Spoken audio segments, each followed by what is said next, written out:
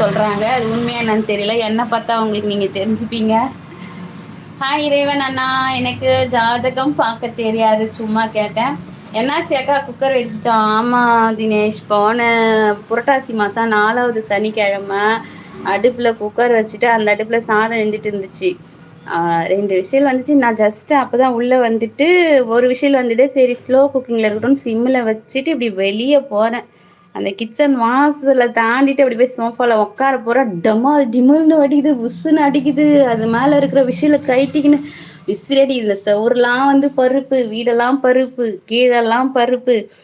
ஐயோ கேஸ் வெடிச்சு எதனா ஆகிட போகுதுன்னு சொல்லிட்டு நான் ஏஞ்சி வேகமாக ஓடியாந்து பருப்பில் காலை வச்சு வழுக்கி மடார்னு உழுந்து. அப்பா அன்னைக்கு ஃபுல் டே ஸோ சேடு. ரொம்ப கவலைப்பட்டேன். நான் வந்து ஒரு விரதம் இருக்கிறதுக்கு நம்ம செஞ்சோமே, சமையல் படித்தோமே, எல்லாம் பக்தியாக பண்ணமே, இப்படி ஆயிடுச்சு, கடவுள் இல்லை நம்மளை காப்பாற்றல அப்படிலாம் நினச்சேன். அப்புறம் வந்து ஜஸ்ட் ஒரு செகண்டில் நம்மளை வெளியே அனுப்பி காப்பாற்றிட்டாருல்ல, அப்போ கடவுள் இருக்கிறாருன்னு நினச்சிட்டு நானே சமாதானப்படுத்திக்கிட்டேன்.